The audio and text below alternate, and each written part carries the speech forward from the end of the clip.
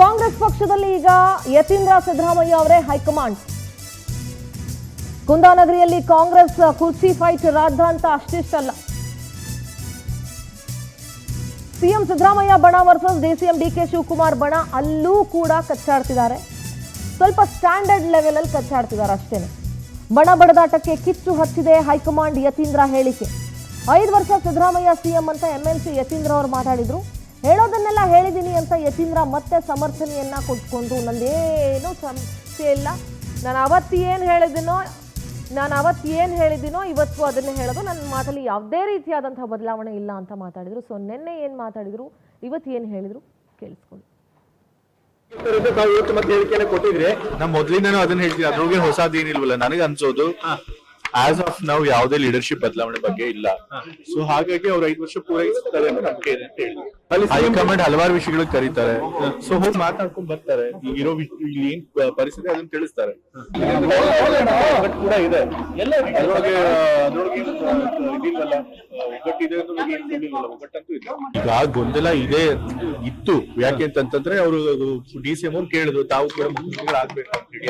ಇದರಲ್ಲೂ ಆಕಾಂಕ್ಷಿಗಳು ಇರ್ತಾರೆ. ಸೊ ಆದ್ರೆ ಹೈಕಮಾಂಡ್ ಈ ಬಗ್ಗೆ ತೀರ್ಮಾನ ಮಾಡಲ್ಲ ಈಗಲೇ ಅಂತ ಹೇಳಿದ್ದಾರೆ. ಸೊ ಅಂದ್ರೆ 5 ವರ್ಷ ಆಯ್ಕೆ ಮಾಡ್ಬೇಕಾದ್ರೆ ಯಾರು ಮುಖ್ಯಮಂತ್ರಿಗಳಾಗ್ಬೇಕು ಅಂತ ಅಷ್ಟೇ ತೀರ್ಮಾನ ಮಾಡ್ತಾರೆ. ಇಷ್ಟು ವರ್ಷಗಳಿಗೆ ಮಾತ್ರ ಆಗ್ಬೇಕು ಅಂತ ಯಾರು ಕೂಡ ತೀರ್ಮಾನ ಮಾಡ್ತಾರೆ. ಇವತ್ತು ಮತ್ತೆ ಹೇಳಿಕೆ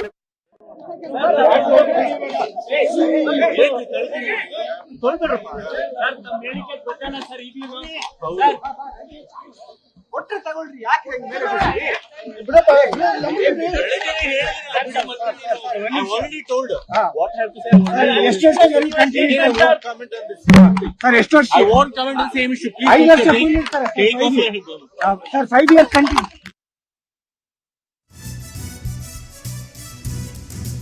ಯತೀಂದ್ರ ಸಿದ್ದರಾಮಯ್ಯಗೆ ಡಿಕೆಶಿ ಆಪ್ತ ಶಾಸಕರ ತಿರುಗೇಟು.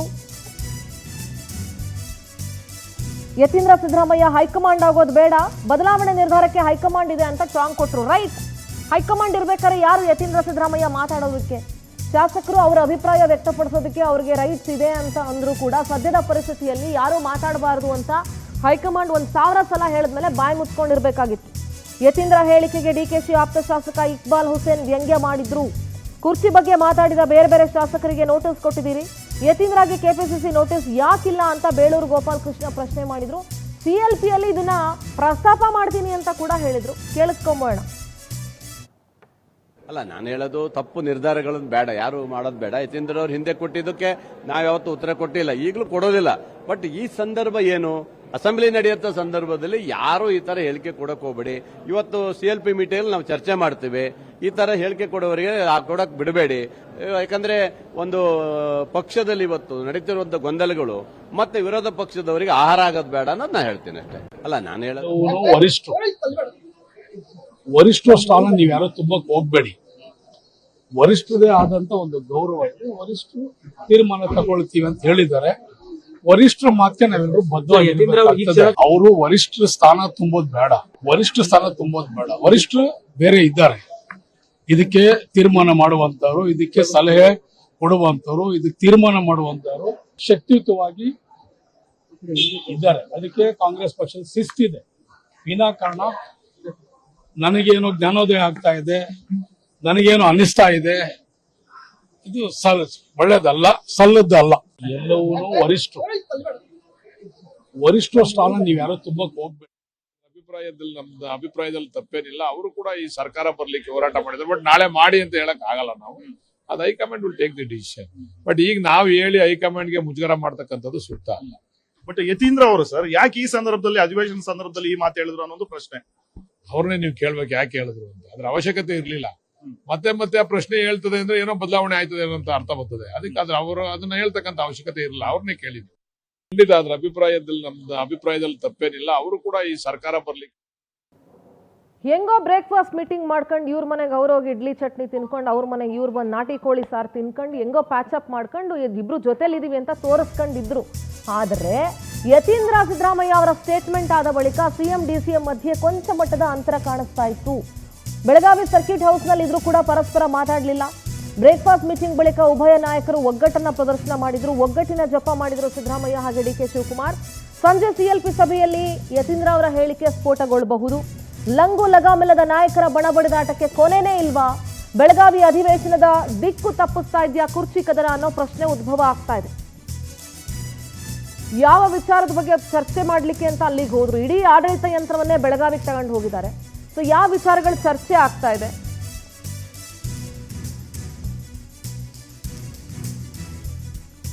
ಇದೆಲ್ಲದರ ಬಗ್ಗೆ ಬಹಳ ಗಂಭೀರವಾಗಿ ಚರ್ಚೆ ಮಾಡಬೇಕು.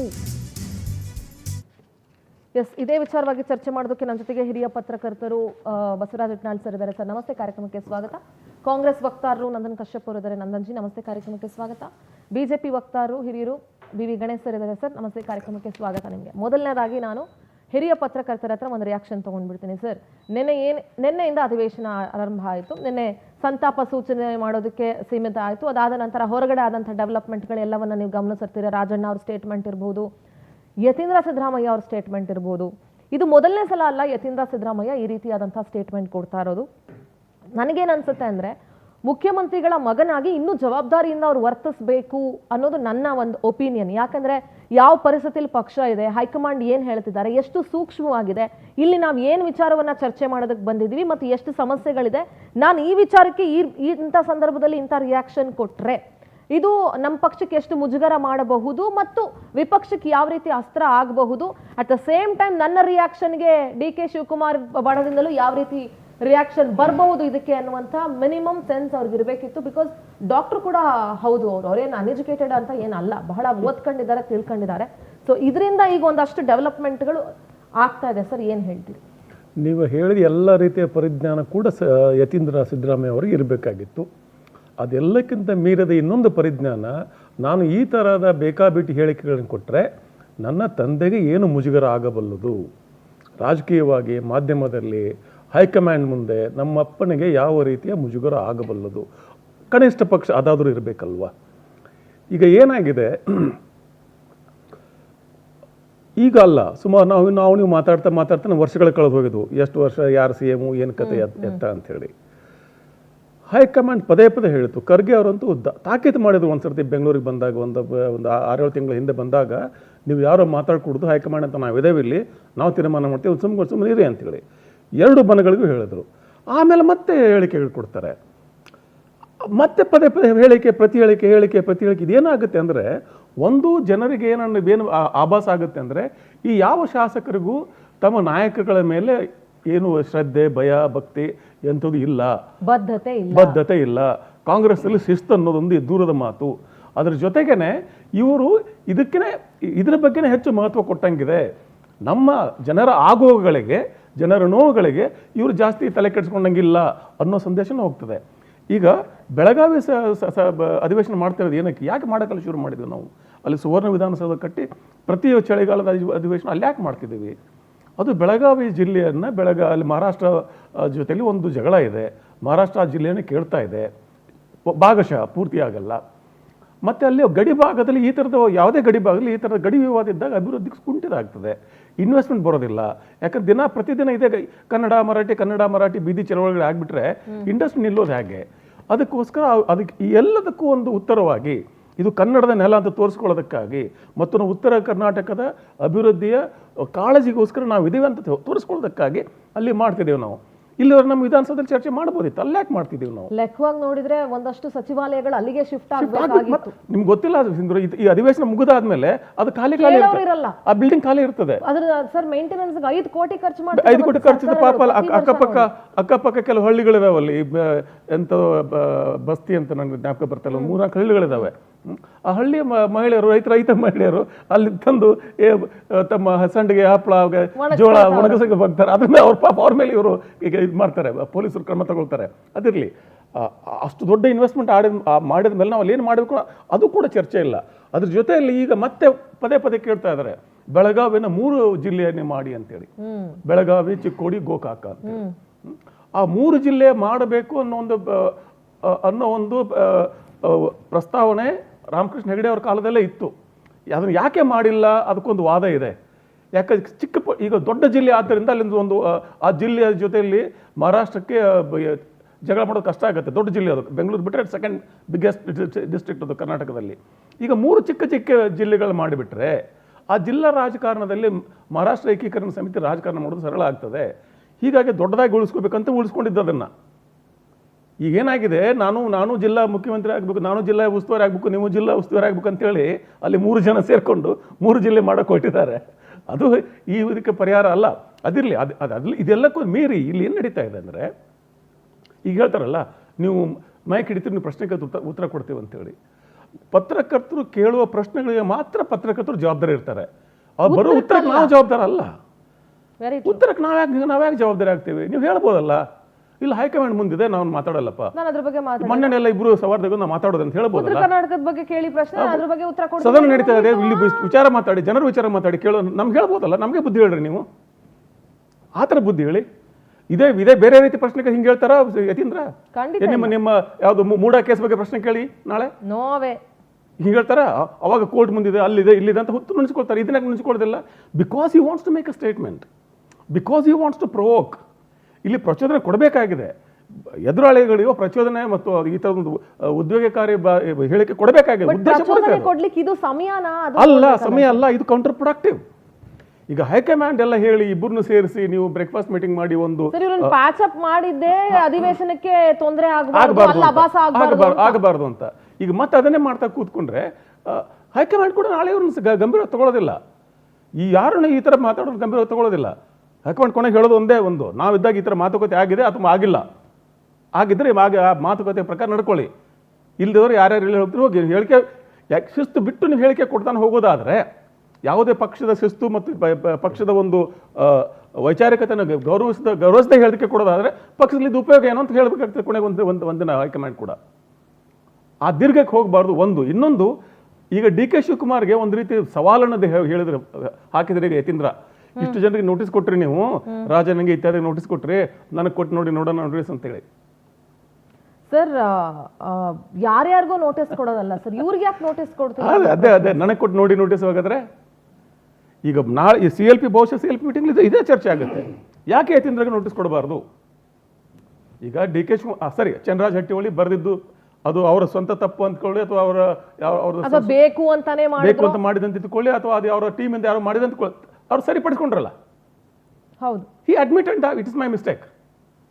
ಹಿ ಡಿಡ್ ನಾಟ್ ಸೇ ನಾನು ತಿಳಿದನ್ನ ಮಾತಾಡ್ತೀನಿ, ನಾನು ಟೈಪೋ ಎರರ್ ಆಗಿದೆ, ಕಣ್ ತಪ್ಪಾಗಿದೆ, ಅದೇ ನಾವು ಸರಿಪಡಿಸ್ಕೊಳ್ತೀವಿ ಅಂತ ಹೇಳಿ ಸರಿ ಮಾಡಿದ್ರು, ಮಾಡ್ಕೊಂಡ್ರಲ್ಲ. ಬಟ್ ಯತೀಂದ್ರ ಹಾಗಲ್ಲ. Yatindra is an a different trip. So ಇದು ಎಲ್ಲೋ ಒಂದು ಕಡೆ ಈ ಬಹುಶಃ ಸದನದ ಗಾಂಭೀರ್ಯತೆಯನ್ನು ಕೂಡ ಕಳೆಯುವ ಅಪಾಯ ಇದೆ ಇದು. ನನಗೇನು ಅನ್ಸುತ್ತೆ ಅಂದ್ರೆ ಸರ್, ಇದು ಹಿಂಗೆ ಹೋದ್ರೆ ಆಡಳಿತ ಮತ್ತು ವಿಪಕ್ಷಗಳ ನಡುವೆ ನಡಿಬೇಕಾದಂತ ಅಧಿವೇಶನ ಬಣಗಳ ನಡುವೆ ನಡೆಯೋದಕ್ಕೆ ಶುರು ಆಗ್ಬಿಡುತ್ತೇನೋ ಅಂತ ಅನ್ಸುತ್ತೆ. ಇನ್ನು ಕೆಲವು ವರ್ಷ ನಡೀತಾ ಇದೆಯಲ್ಲ. ಈಗ ನೋಡಿ, ಸದನದಲ್ಲಿ ಆಗುತ್ತಾಯೋ ಇಲ್ವೋ ಬೇರೆ ಮಾತು, ಬಟ್ ಸದನ ಹೊರಗಡೆ ಅಂತೂ ಹಾಗೆ ಆಗ್ತಾ ಇದೆಯಲ್ಲ. ಆಗ್ತಾ ಇದೆ ಇವಾಗ ಆಲ್ರೆಡಿ ಆ ಡೆವಲಪ್ಮೆಂಟ್ ಹೊರಗಡೆ ಅದೇ ಆಗ್ತಾ ಇದೆಯಲ್ಲ. ಎಸ್, ನಾನು ಕಾಂಗ್ರೆಸ್ ವಕ್ತಾರದ ಒಂದು ರಿಯಾಕ್ಷನ್ ತಗೊಳ್ತೀನಿ. ಏನು ಹೇಳ್ತೀರಿ ನಂದನ್ ಜಿ? ನೀವು ಏನೇ ಸಮರ್ಥಿಸ್ಕೊಳ್ಬಹುದು, but we are okay for that, because ನಿಮ್ಮ ಪಕ್ಷ ನೀವು ಸಮರ್ಥಿಸ್ಕೊಳ್ಳೇಬೇಕು. ನಿಮ್ಮ ಹೈಕಮಾಂಡ್ ಮಾತಿಗೂ ಬೆಲೆ ಕೊಡದೆ ಮುಂದುವರಿತಾ ಇದ್ದಾರೆ ಅಂತಂದ್ರೆ ಯತೀಂದ್ರ ಸಿದ್ದರಾಮಯ್ಯ ಅವರೇ ಹೈಕಮಾಂಡ, ಅಥವಾ ನಾನು CM ಮಗ, ನಾನು ಏನು ಬೇಕಾದ್ರೂ ಸ್ಟೇಟ್ಮೆಂಟ್ ಮಾಡ್ಬೋದು, ನನ್ಗೆ ಯಾರು ನೋಟಿಸ್ ಕೊಡೋರು ಅನ್ನೋ ಧೋರಣೆನ ಏನು? ನೋಡಿ, ಯತೀಂದ್ರ ಅವರು ಕೊನೆಯಲ್ಲಿ ಒಂದು ಸ್ಟೇಟ್ಮೆಂಟ್ ಕೊಟ್ಟರು. ಇವಾಗ ಸಿದ್ದರಾಮಯ್ಯನವರು ಮುಖ್ಯಮಂತ್ರಿ, ಮುಂದಿನ ದಿನಗಳಲ್ಲಿ ಹೈಕಮಾಂಡ್ ಏನು ನಿರ್ಧಾರ ತಗೊಳುತ್ತೋ ಅದಕ್ಕೆ ನಾವು ಬದ್ಧ ಅಂತ ಹೇಳಿದ್ದಾರೆ. ದಯವಿಟ್ಟು ಅದನ್ನು ಪ್ಲೇ ಮಾಡಿ. ಮುಖ್ಯಮಂತ್ರಿನೂ ಹೇಳಿದ್ದಾರೆ, ಉಪಮುಖ್ಯಮಂತ್ರಿನೂ ಪ್ಲೇ ಮಾಡ್ರಪ್ಪ ಇನ್ನೊಂದ್ಸಲ. ಅಲ್ಲ, ಅದನ್ನು ಹೇಳಿದ್ದಾರೆ. ಏನಂದ, ಇವಾಗ ಮುಖ್ಯಮಂತ್ರಿಗಳು ಸಿದ್ದರಾಮಯ್ಯನವರು ಅಂತ. ಸೆಕೆಂಡು, ರಾಜ್ಯದ ಸಮಸ್ಯೆ ಬಗ್ಗೆ ಚರ್ಚೆ ಮಾಡ್ತಿಲ್ಲ.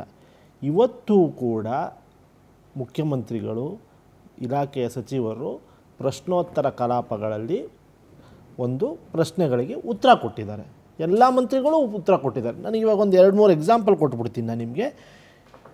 ನಮ್ಮ R. ಅಶೋಕ್ ಅವರು ರೈತರಿಗೆ ಸರಿಯಾದ ಸಮಯದಲ್ಲಿ ದುಡ್ಡು ಹೋಗಿಲ್ಲ ಅಂತ ಒಂದು ಸುಳ್ಳು ಸದನದಲ್ಲಿ ಹೇಳಿದ್ದಾರೆ. ಆ ಸುಳ್ಳನ್ನು ನಮ್ಮ ಸಚಿವರು ಬಟಾಬೈಲಾಗಿ ಅದನ್ನು ಬಯಲು ಮಾಡಿದ್ದಾರೆ. ಕರ್ನಾಟಕ ಸರ್ಕಾರ ರೈತರಿಗೆ ಕೊಡಬೇಕಾದ ಹಣವನ್ನು ಟೈಮಿನಲ್ಲಿ ಅವರ ಖಾತೆಗೆ ಜಮಾ ಮಾಡಿದ್ದಾರೆ.